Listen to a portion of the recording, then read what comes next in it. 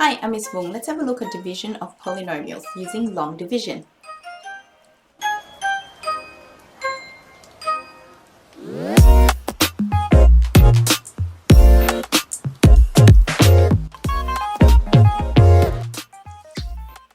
Here we have 189 divided by 6. Do you remember how to do long division? Let's give it a go. So write it out like so, and then you would say 6 into 1, how many times does that fit? None. So then you would write 0 and you'll go to the next value. And you'd say 6 into 18, how many does it fit? And that's 3. So 3 times 6 is 18. You would write that down. And then what you do, subtract, and you would get 0, and you would bring down the 9. Next, you would say, how many 6's fit into 9? That's 1. So you write 1 up there, and then you say 1 times 6 is 6, and then you do subtraction again to get 3. And then you stop because there's nothing left, and 3 is your remainder. So recap, you would ask how many of these fit into there, then you multiply, subtract. How many of those 6's fit into the next value? Multiply, write it out, subtract. So that's the remainder, that is the dividend, and that is your divisor, and your answer is called the quotient. Try to remember these words over here.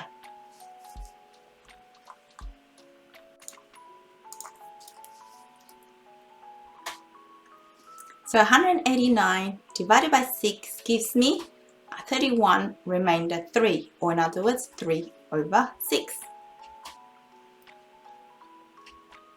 So let's use that setup. Make sure it's right there in front of you right now, and use that same pattern to work out this one over here. So dividing polynomials. So here we write it out in that setup, and we're going to ask the same questions. How many of these fit in how many of these? So we ask, how many x minus 2 fit into x squared? And we're just looking at x. X times what is x squared?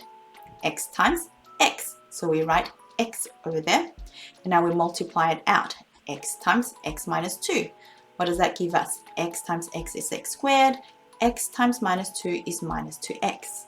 Then what do we do in long division? We would subtract. So let's do that.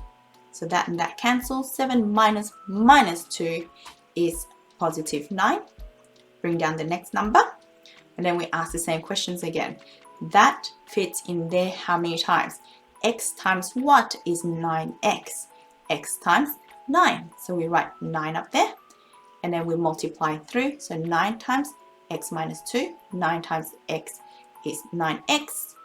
9 times minus 2 is minus 18. So now we subtract.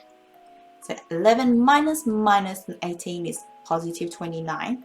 And that is our remainder.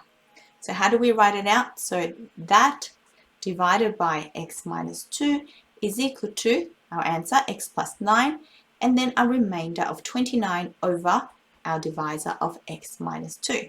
So it's exactly the same setup as what you've done in primary school. So compare them, which is using pronumerals, so it looks a little bit confusing, but if you can compare the pattern and the strategy, then it'll make it a lot easier. So remainder, dividend, divisor, and do you remember what this is called? The quotient. Let's do another example. X cubed minus 4x squared plus 2x minus 5 divided by x minus 3. So you write it out like that. Pause the video, give it a go, and unpause when you're ready to check your answers. So what is the pattern that we've been repeating? You ask how many fit, multiply, subtract, bring the number down. How many fit, multiply, subtract, bring the number down. So let's do that. X fits into x cubed how many times? X squared. So x times what is x cubed? X squared. So we write that down. Then multiply. X squared times x is x cubed. X squared times minus 3 is minus 3x squared. Next step, subtract. So that cancels. Minus 4 minus minus 3 is plus 3 is minus x squared. Bring down the other values. And then start again.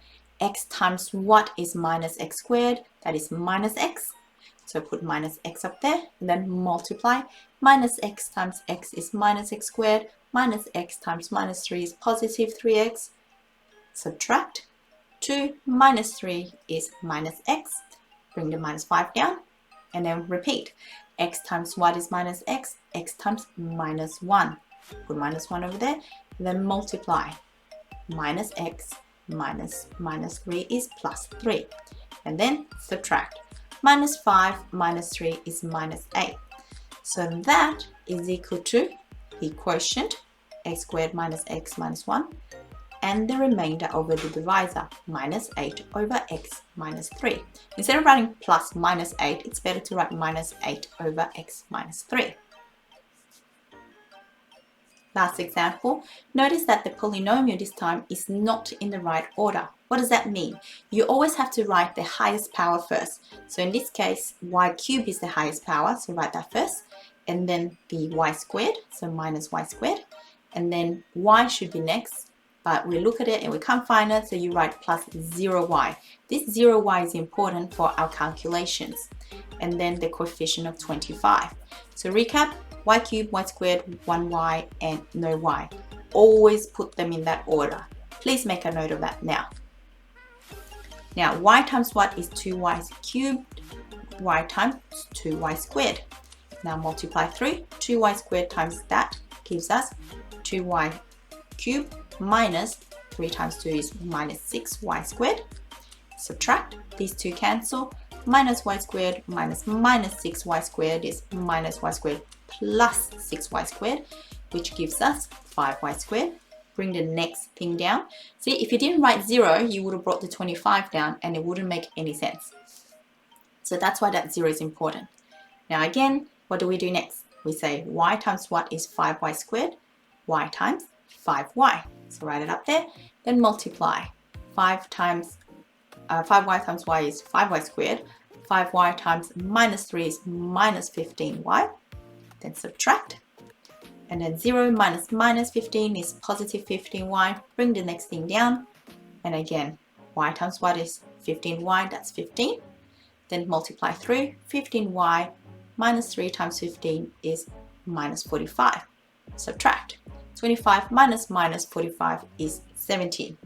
So write down your expression of that divided by that is now equal to a quotient plus a remainder over our divisor.